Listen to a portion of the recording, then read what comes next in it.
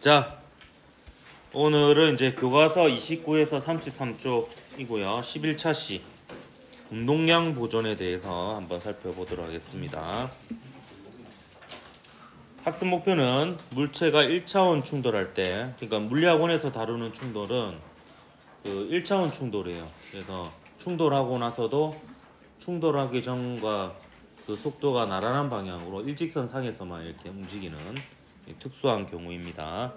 이때 1차원 충돌할 때 충돌 전후의 운동량 보존을 이용하여 물체의 속력을 계산할 수 있다 라고 해서 역시 정량적인 부분까지 들어가게 되겠습니다. 자, 그럼 운동량을 먼저 정의를 내려야 되겠네요. 운동량은 영어로 모멘텀입니다. 그래서 첫 글자를 따면 M이라고 표기해야 되겠지만 질량이랑 헷갈리죠. 그래서 M 다음에 알파벳이 O니까 그건 0이랑 헷갈리고, 그래서 이제 P까지 같다라는 설이 있습니다. 어쨌든 이제 그 뉴턴이 운동량의 기호로 처음으로 이제 P를 사용했거든요. 그래서 운동량은 정의가 질량과 속도의 곱입니다.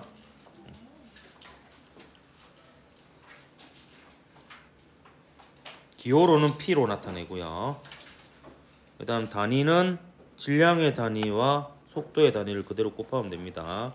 그래서 킬로그램, 미터 퍼 세크 이렇게 되겠고요. 운동량의 단위가 따로 있지는 않고요. 그냥 그 기본 단위로 이렇게 표현을 하고 있습니다. 근데 여기 여러분 참고로 나중에 그 빛과 물질의 이중성 이런 거 마지막 단원에서 배우게 되는데, 그 물질이라고 하면 그 대표적인 물리량이라고 할 수 있는 게 운동량이에요. 그래서 운동량이 정의되고 운동량을 가질 수 있으면 그 물리적 대상을 물질 혹은 입자라고 얘기를 할 수가 있습니다. 그러니까 질량은 꼭 없어도 돼요. 그 대표적인 예가 그 빛을 입자로 봤을 때 그 입자가 광자거든요. 근데 광자는 약간 미친 자라서 질량이 없습니다. 미칠 광자 아닙니다. 빛광자입니다. 그래서 질량은 없는데 운동량은 정의돼요. 운동량을 가지고 있고요. 그래서 운동량이 있기 때문에 입자라고 불려질 수 있는 거거든요. 그래서 그 입자를 대표하는 물리량은 운동량이다 라고 볼 수가 있습니다. 참고로 약간 미리 약간 스포를 하자면 그 파동을 대표할 수 있는 물리량은 파장입니다. 파장. 입자를 대표할 수 있는 물리량은 운동량이고요. 그래서 이 뉴턴 제2법칙도요. 원래 오리지널 버전은 운동량을 이용해서 정의를 했었어요. 그래서 뉴턴의 제2법칙 오리지널 버전은요. 운동량의 변화량을 시간의 변화량으로 나눈 게 힘이다. 그래서 힘이라고 하는 것은 운동량 변화의 원인이다 라고 이렇게 표현한 게 원래 뉴턴의 제2법칙이었습니다. 근데 이걸 풀어서 써보면 운동량의 변화량은 결국에 나중 운동량 빼기 처음 운동량 이렇게 쓸 수가 있죠. 이걸 시간의 변화량으로 이렇게 나누어 보면 질량 M으로 묶어볼까요? M으로 묶어보면 분자에 V 빼기 V0 속도 변화량이 남죠. 그래서 M 곱하기 속도 변화량 나누기 시간 변화량 해서 결국에 여러분이 알고 있는 MA가 됩니다. 물론 전제 조건이 있어야 되죠. 질량은 변함이 없다 라는 전제 조건이 있어야 되는데, 근데 이제 요 오리지널 버전과 같은 형태로 문제를 풀어야 되는 경우를 여러분 이제 대학교 가면 배울 수 있는데, 그 대표적인 예가 그 로켓입니다. 로켓 같은 경우에는 연료를 실제로 분사하면서 나아가잖아요. 그러면 질량이 줄어들거든요. 그러면 이게 질량의 변화까지 고려해서 도식을 세워야 되는 상황이 생겨요. 근데 다행히도 고등학교 과정 물리학 1, 물리학 2에서는 전부 다 질량이 일정한 경우만, 그러니까 물체가 운동하는 동안 질량이 바뀌는 경우는 다루지 않기 때문에 그냥 속도 변화만 고려하면 되고요. 그래서 MA 형태로 뉴턴 제2법칙을 가르치고 그걸 활용해서 적용하게 됩니다. 그래서 이 운동량이라는 게 뉴턴 제2법칙과도 관련이 있고요. 운동량 보존 법칙은 또 무엇과 관련이 있느냐? 운동량 보존 법칙은 뉴턴 제3법칙으로 증명이 됩니다. 그래서 그 뉴턴 제3법칙을 이용해서 작용 반작용 법칙이죠. 운동량 보존 법칙을 한번 유도해 볼 겁니다. 일단 상황은 이렇습니다. 자, 질량 M1인 물체 A와 질량 M2인 물체 B가 있습니다. A의 처음 속도는 V1이었고요. B의 처음 속도는 V2였습니다. 충돌을 하려면 뒤쫓아가는 A의 속도가 앞서 나가는 B의 속도보다 빨라야 되겠죠. 그래서 V1이 V2보다 큰 상황이고 얘가 쫓아갑니다. 쫓아가서 충돌이 일어나요.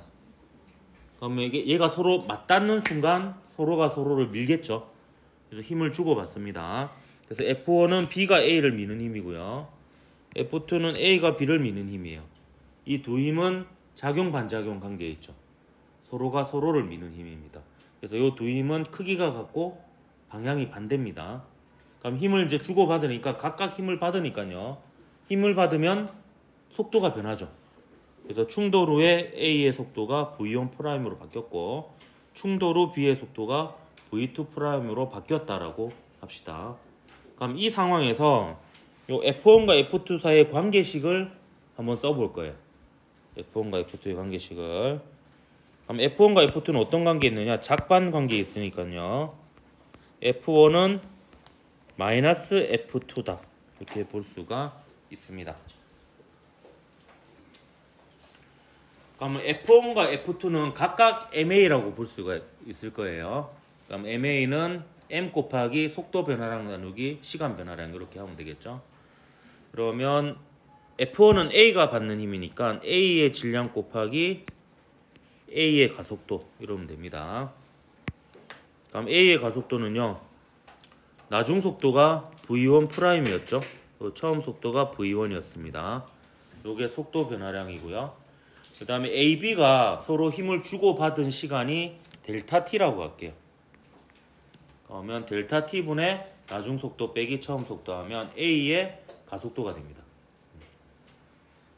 그래서 요게 F1이 되는 거죠. 얘는 마이너스 M2의 B의 질량이죠. 그 다음에 B의 가속도 이 안에다 집어넣으면 되겠습니다. 자, B의 가속도는 B의 나중 속도 V2'이죠. 빼기 B의 처음 속도 V2입니다.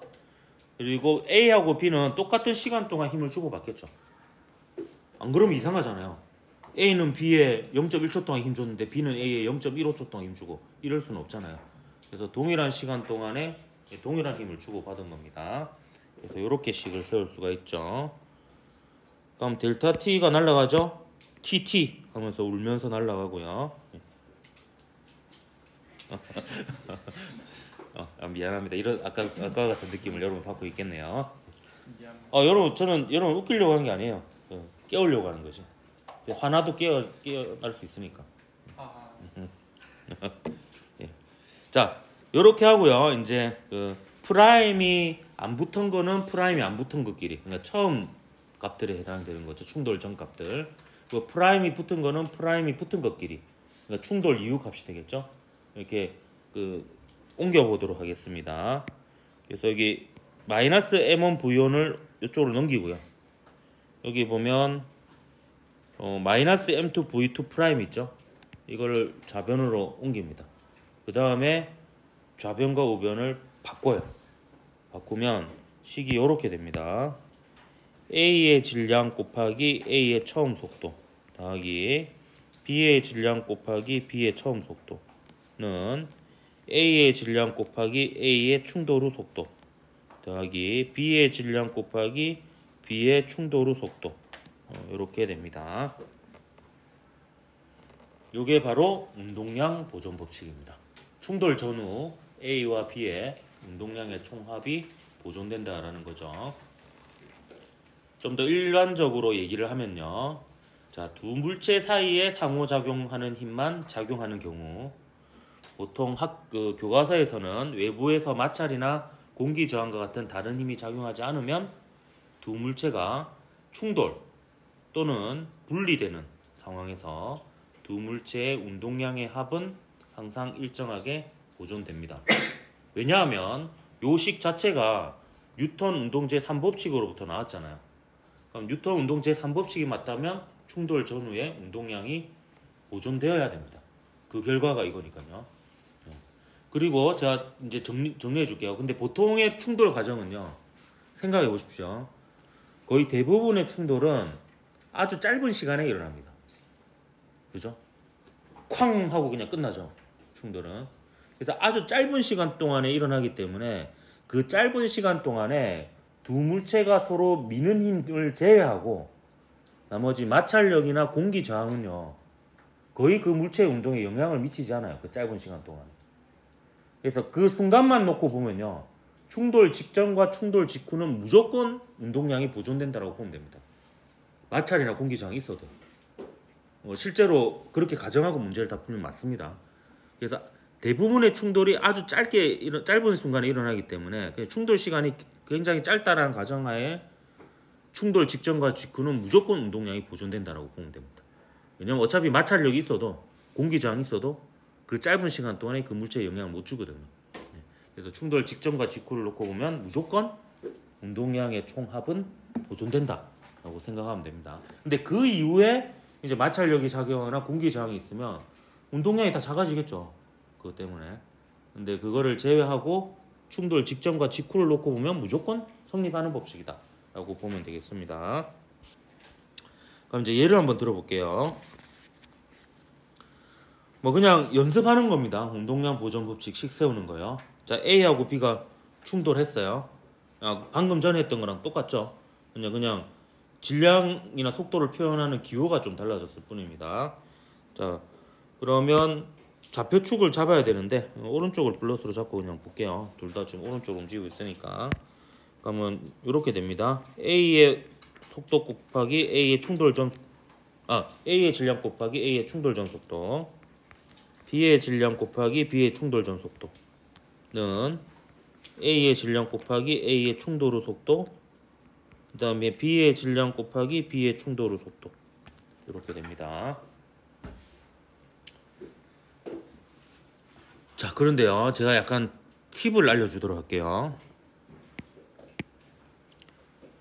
자, 충돌 전 A하고 B의 속도는 확실합니다. 알고 있는 거예요. B가 이제 B보다는 A가 속도 더 빠르겠죠. 그리고 충돌이 일어나려면. 자, 충돌 후 B의 속도도 방향이 확실합니다.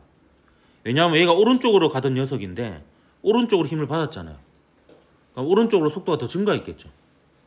근데요, 사실 이 충돌 후 A의 속도 있잖아요.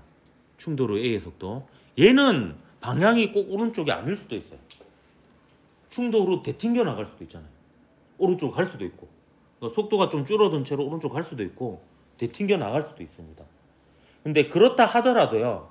그냥 임의로 플러스 방향으로 잡고 식을 세우면 됩니다. 식을 세우고요.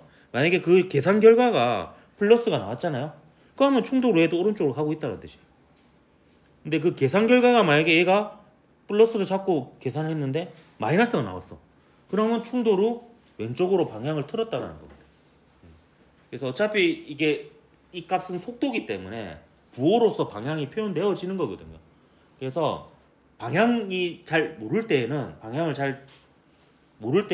그냥 플러스로 잡고 식을 세운 다음에 이제 그 결과로 나오는 부호로 방향을 이제 추측하면 되겠습니다. 자, 그 다음에 충돌 중에 이런 충돌이 있어요. 얘 두 개가 쾅 부딪혀요. 그 다음에 하나가 돼버리는 겁니다. 하나가. 이걸 이제 융합이라고 하는데요. 그러면 이제 얘는 식을 이렇게 세울 수 있습니다. 그러면 이거는 사실 방향이 예측이 되는 게요. 이 MAVA하고 MBVB의 크기를 비교해 보는 거예요.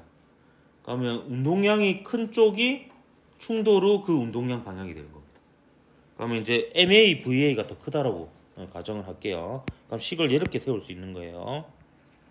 MAVA 더하기 MB의, 이번에는 B의 속도 방향을 정확히 알고 있잖아요. 그러면 그럴 때는 굳이 부호를 안 쓸 이유가 없어요. 그래서 왼쪽으로 VB라는 크기로 이렇게 가고 있었던 거죠. 얘가 MA 더하기 MB의 V가 된다. 이렇게 쓰면 됩니다. 자, 이것도 마찬가지로요. 아까 제가 얘기했지만 MAVA가 MBVB보다 크다라는 걸 알고 식을 이렇게 세웠잖아요. 근데 몰랐다라고 해도 상관없습니다. 그냥 오른쪽을 플러스로 잡고 임의의 방향을 플러스 잡습니다. 오른쪽 플러스 잡고 이 식을 그대로 써요.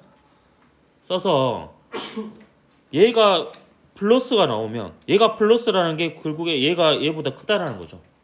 얘가 플러스가 나오면 충돌 융합 후에 오른쪽으로 움직인다는 뜻이고, 이렇게 계산했는데 얘가 만약에 마이너스가 나왔어. 그러면 이제 융합 이후에 왼쪽으로 움직인다는 뜻입니다. 그렇게 이제 식을 세우고 문제를 풀면 되겠습니다. 일단 분열되는 경우가 있습니다. 이제 각종 폭발이라든지 아니면 우리가 내일 할 실험 같은 경우도 얘나 요 과정인데요. 두 수수레를 이렇게 서로 맞닿아 놓는데 그 사이에 용수철을 압축시켜 놓습니다. 그래서 그 용수철을 이제 고무망치로 탕 버튼을 쳐가지고 용수철가 풀리게 되면 이제 수레가 양 끝으로 이렇게 움직이게 되거든요.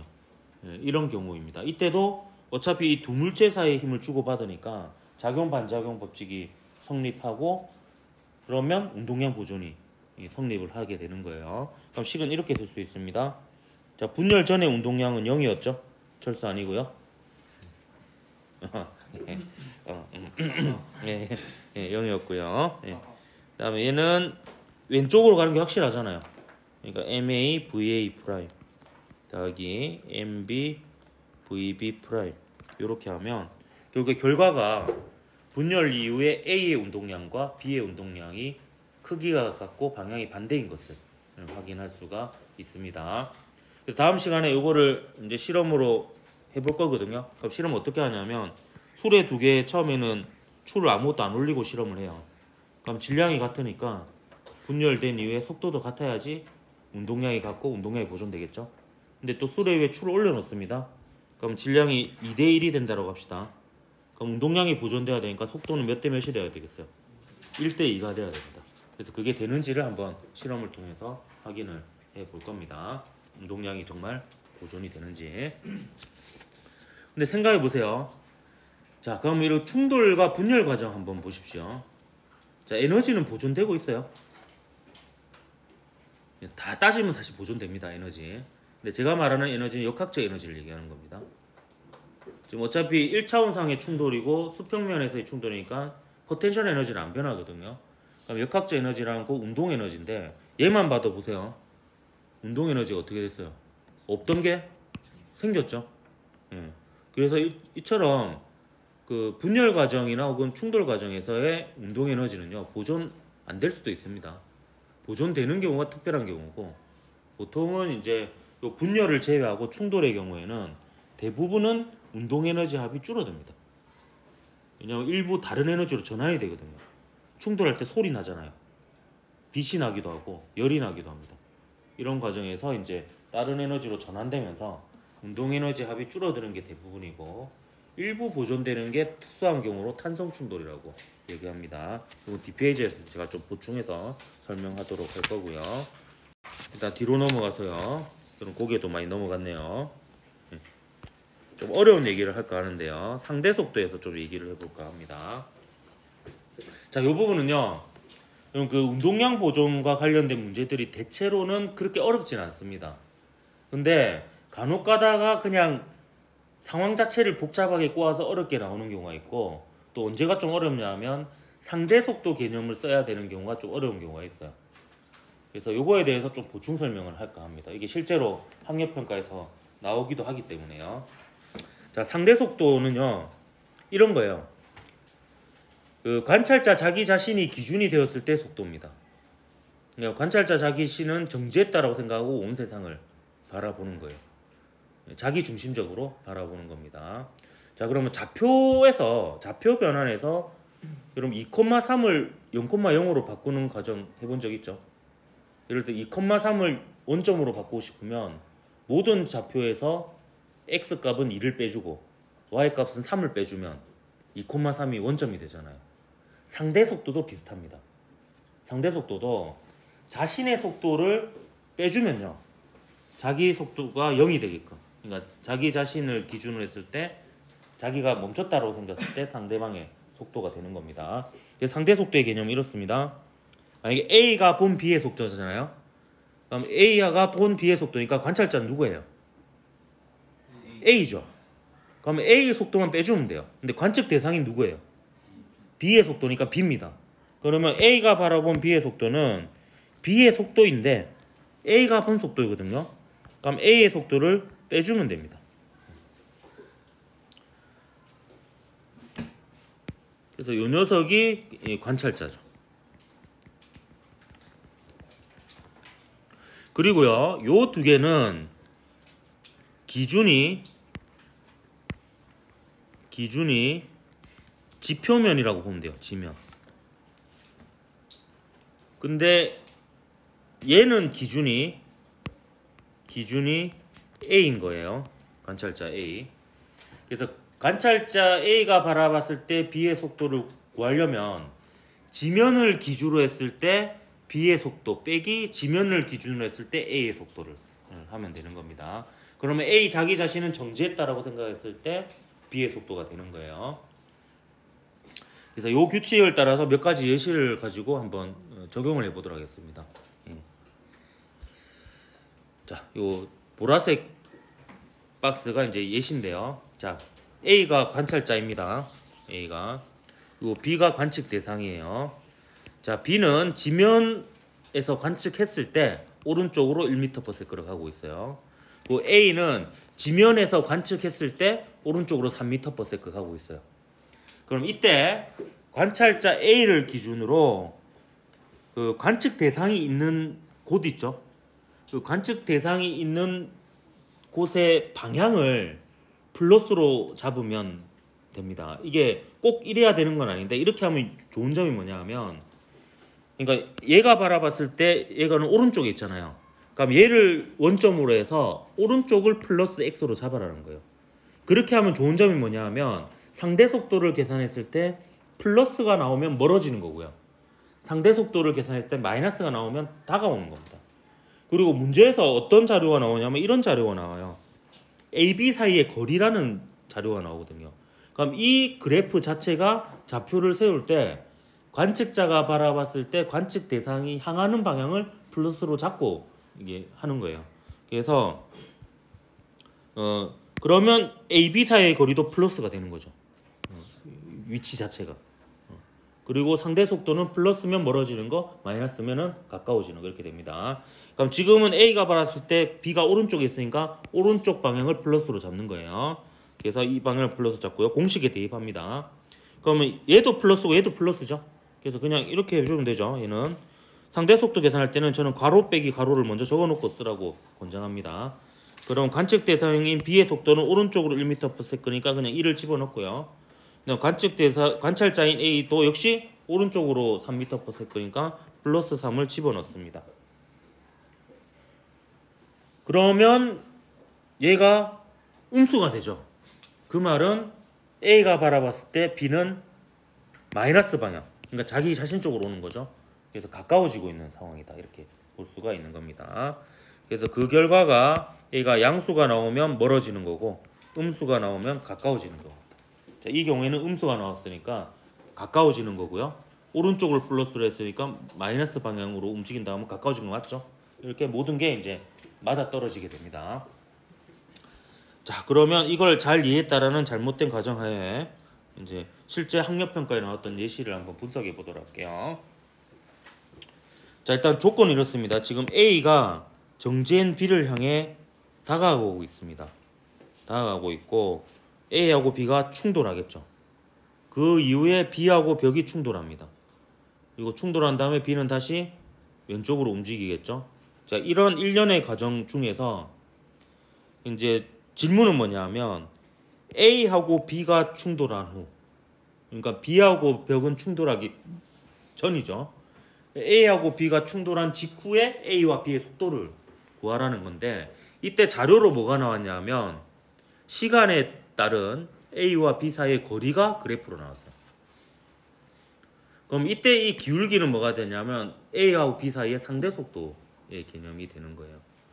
그럼 A하고 B 사이의 거리인데, 그럼 A를 관측자로 봤을 때 B 사이의 거리를 플러스가 되게끔 하려면 A가 받았을 때 B의 위치, 그러니까 오른쪽을 플러스로 잡아야 되는 겁니다. 그래서 지금 제가 정리를 할게요. 관측자는 A고요. 그러면 이제 관측자가 받았을 때 B가 향하는 방향, 이 방향을 플러스로 잡고 문제를 풀 겁니다. 그러면 맞아 떨어지는 게, 자 0초일 때 A는 오른쪽 2m에 있었잖아요. 그러니까 0초일 때 2m 맞죠? 그리고 이게 거리이기도 하죠. 이렇게 됩니다. 자 그러면 0에서 1초 동안은 봅시다. 자 1초일 때 A하고 B 사이의 거리가 0이 됐어요. 그럼 이건 뭘 의미하느냐? 1초일 때 A하고 B가 충돌했다는 뜻입니다. A하고 B 사이 거리가 0이 된 거잖아요. 그럼 A하고 B가 충돌한 다음에는 이제 다시 멀어지겠죠? 실제로 거리가 멀어지고 있죠? 멀어지고 있는데 이때 또 뭔가 거리에 변화가 생겼어요. 그럼 이 순간에 무슨 일이 일어난 거예요? 예, B하고 벽이 충돌한 거예요. 그래서 이거를 상상하면서 문제를 지금 풀어야 되는 상황입니다. 그러면 A의 충돌 전 속도는 구할 수 있어요. 바로 보면 요 녀석의 기울기 있죠. 이 기울기가 A가 바라본 B의 속도입니다. A가 바라본 B의 속도. 그럼 이때 B의 속도는 이렇게 해볼게요. 이때 기울기 자체는 여기 그래프에서 읽으면 되죠. 기울기가 얼마입니까? 마이너스 2죠. 요거는 B의 속도 빼기 A의 속도 이렇게 되는 거예요. 그럼 B의 속도는 얼마입니까? 정지했으니까 0이죠. 이때 B의 속도, A의 속도라는 거는 지면에 대한 속도입니다. 그리고 A의 속도는 모르니까 제가 V라고 뒀어요. 충돌 전입니다. 그럼 얘의 크기가 나오죠? 얘 얼마입니까? 2m/s가 되죠. 맞아 떨어지죠? 마이너스 2는 0 빼기 V. 그래서 V가 2가 나오죠. 그래서 충돌 전 A의 속도 구했고요. 그러면 1에서 2초 동안의 기울기에 대한 식을 또 세볼게요. 이거는 밑에다가 한번 제가 적어보겠습니다. 자, 1에서 2초 동안의 요 기울기는 1에서 3초 동안이네요. 1에서 3초 동안의 기울기는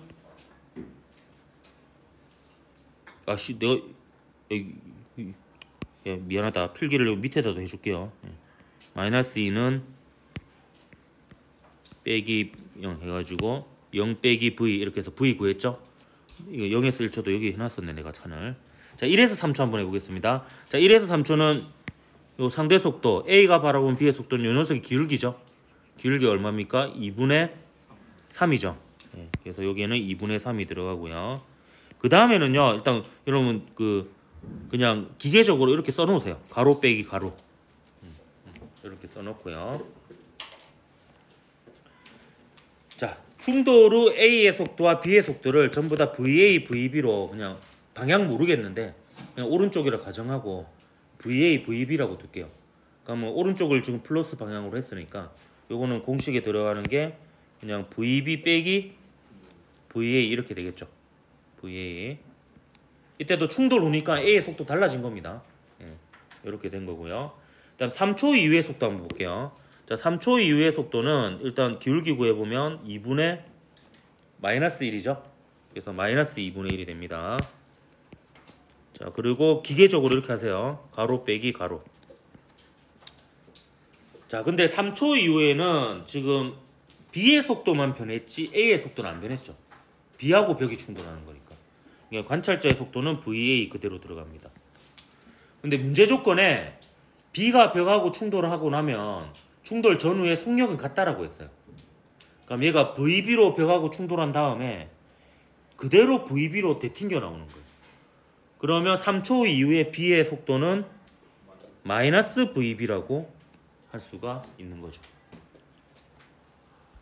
그러면 요 두 식을 보면은 미지수가 두 개죠. VA, VB 두 개고 식 두 개니까 요 VA하고 VB를 구할 수가 있습니다. 이렇게 해서 구하면 지금 계산 과정을 생략할게요. 아까 V는 2였죠.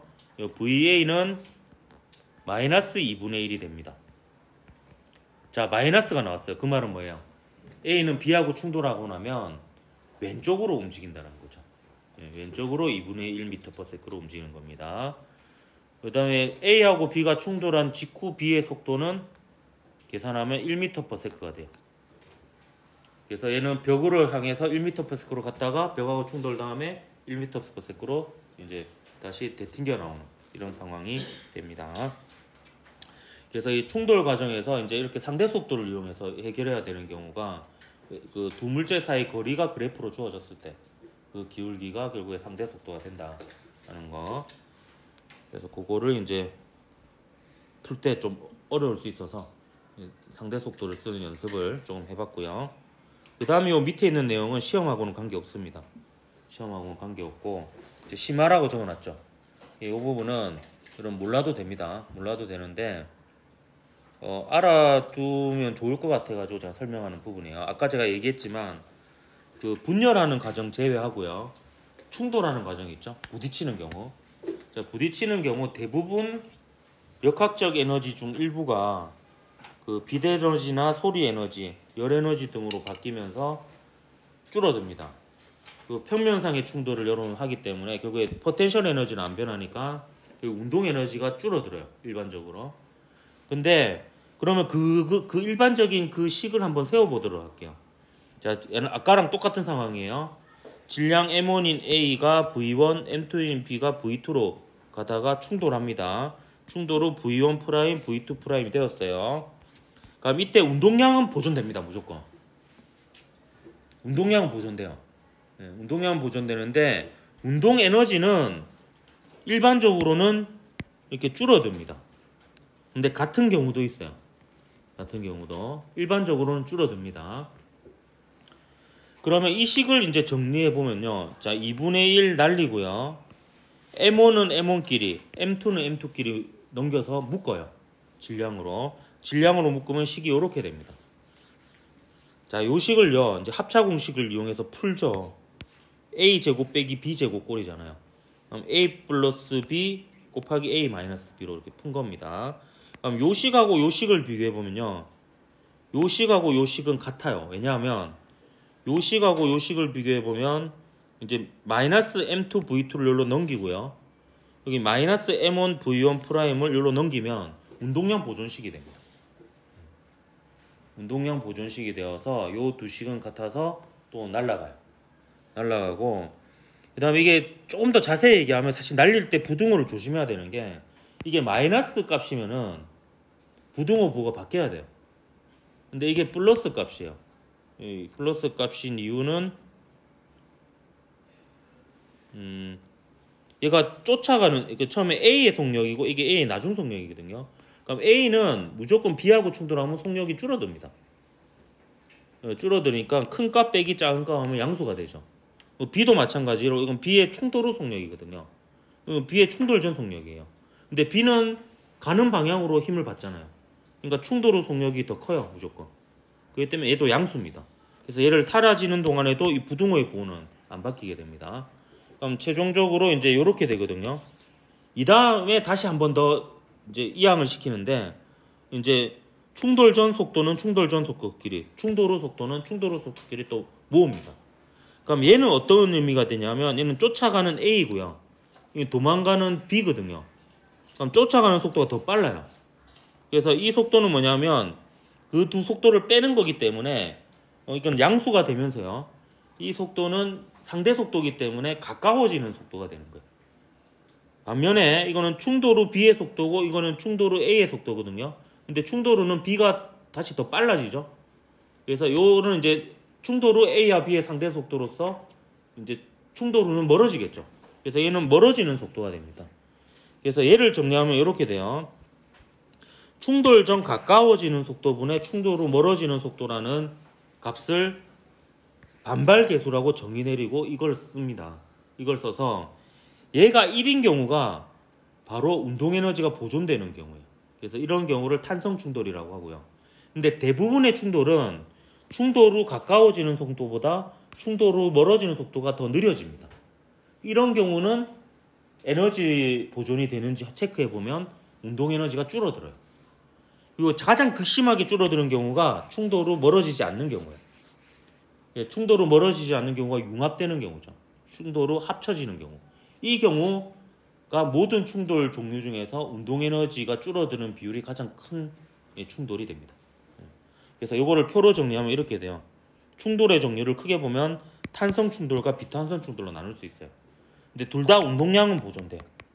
근데 탄성 충돌은 뭐냐? 운동 에너지까지 보존되는 충돌입니다. 근데 이런 충돌은 잘 없습니다. 보통 분자 간의 충돌은 탄성 충돌로 볼 수 있고요. 당구공의 충돌이 거의 탄성 충돌에 가까운 충돌로 볼 수 있습니다. 근데 대부분은 비탄성 충돌이에요. 충돌 과정에서 역학적 에너지가 일부 다른 에너지로 전환됩니다. 근데 그 비탄성 충돌 중에서도 특히 반발 개수가 0인 경우, 즉 충돌 후 멀어지지 않는 경우를 완전 비탄성 충돌이라고 또 얘기하기도 합니다.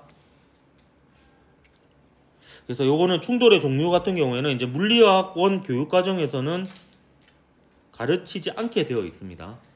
그리고 이걸 문제로 물어보지 않고요. 근데 이걸 알면 좋은 점이 뭐냐면 간혹 가다가 이제 운동 에너지를 물어보는 경우가 있을 수 있거든요. 근데 대충 봐서 보면 가까워지는 속도, 멀어지는 속도 쉽게 볼 수 있는 경우가 있거든요. 충돌에서. 그래서 그 두 개가 같잖아요.